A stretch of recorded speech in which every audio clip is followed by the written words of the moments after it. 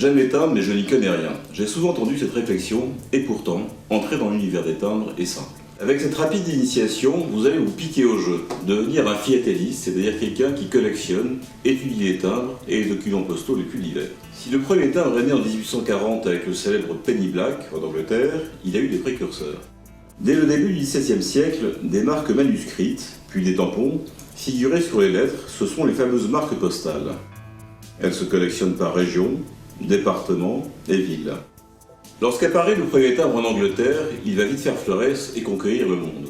La Suisse emboîte le pas, le Brésil et d'autres pays encore, avant que la France ne s'y mette enfin, le 1er janvier 1849, avec le 20 centimes noir. Inutile de dire que ces premiers timbres sont recherchés. Mais au fait, pourquoi existe-t-il? Tout simplement parce que le timbre, apposé sur le courrier, justifie le paiement d'une taxe et le pli peut être adressé jusqu'à son destinataire. Des timbres, il y en a eu de toutes sortes. Commençons par les usages courants. Nous connaissons tous en France ces timbres avec les Mariannes. Mais ils existent dans les autres pays. Ils se collectionnent et même certains philatélistes se passionnent toute une vie pour un seul type d'entre eux. Il existe aussi des timbres commémoratifs qui invitent au voyage, à l'évasion, avec des images évocatrices de paysages, de monuments, de femmes et d'hommes célèbres. En un mot, ils constituent un univers immense qui permet de se cultiver, d'apprendre en s'amusant. C'est avec ces timbres que bon nombre de philatélistes réalisent une collection thématique. Ils font entrer dans leurs albums leurs passions, comme les voitures, les avions, les fleurs, et plus ils avancent, plus ils se spécialisent. D'autres philatélistes collectionnent un timbre un pays, et cela pour le monde entier. Cela paraît simple, mais pourtant il faut les trouver, surtout lorsque ces pays ont disparu, comme les États princiers de l'Inde. Et puis, comme on collectionne selon ses goûts, on peut aussi s'amuser à réunir des timbres de formes différentes et il y a le choix. Venons-en aux aspects pratiques. Les timbres sont réalisés par différentes techniques d'impression. La taille douce, la typographie, l'offset et l'héliogravure. Lors de la fabrication d'un timbre, il y a parfois des problèmes d'impression. Ils donnent naissance à ce que les philatélistes appellent des variétés, c'est-à-dire des défauts, des anomalies, dont ils sont très friands.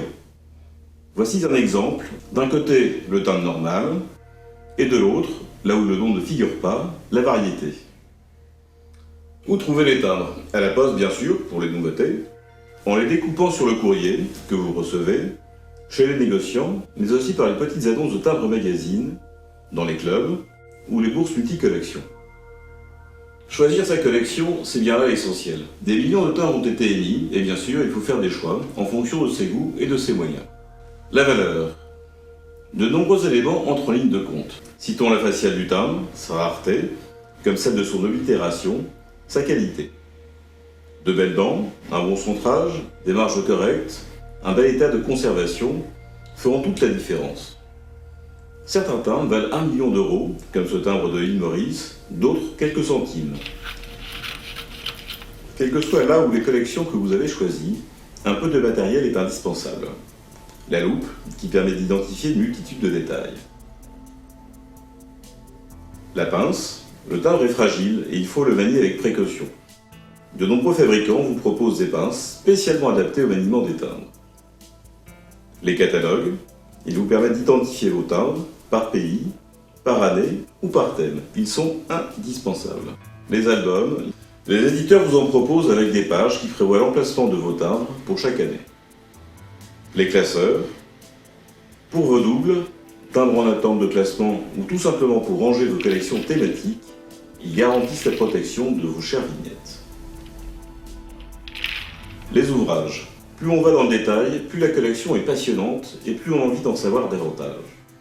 Sans oublier Timbre Magazine, le mensuel préféré des collectionneurs que vous pouvez vous procurer en kiosque ou par abonnement.